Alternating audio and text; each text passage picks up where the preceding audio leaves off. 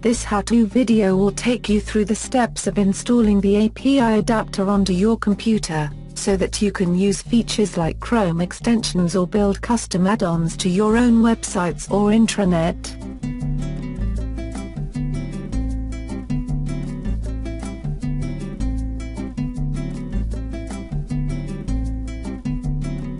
If you have not already downloaded the installer, go to the download section of the TMS. Find the API adapter installer and download the installer to your local PC.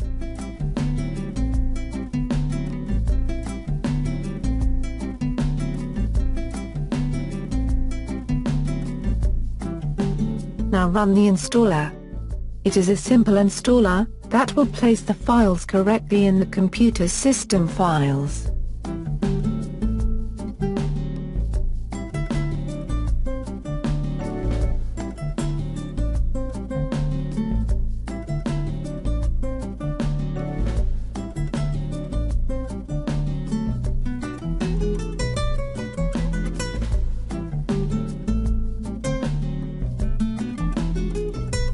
With the adapter correctly installed, you now need to set it up to install and run the service, but before you do that, you have to give the adapter the details specific to you and your account.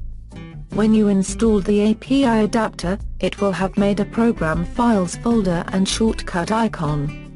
Find the application link and run the API adapter control application. This application is not the actual service, it only allows you to change the settings for the service. When it starts it will not be visible, but if you look in the system tray area, that's the area to the left of the clock, generally in the bottom right of the screen, you will see there is a small blue icon. Click this icon to show the API adapter settings window. The top area is for the settings, while the bottom area is for the service controller. Enter the details in the provided fields. You should be well aware of your own tenant name, but may not be aware of your API auth code. You may need to email support to request this code. The extension number is the personal extension number of the person using this computer. The extension number will be used in most requests to ensure that only data pertaining to that extension is returned. The Pbx server is the location of the Pbx that your account is using. The service port is the local computer HTTP port that the service will run on, and the service IP is the network card IP address that the service will run on. Please note that the Google Chrome extensions will use port 11,000, but can use any IP. Once the settings are entered, click the Apply button to commit the settings to the disk. Now that the settings are applied, you can install the service. Click the Install button. If you are using Windows Vista or higher, you may be prompted to confirm your choice as this is an administrative function. The same goes for starting the service.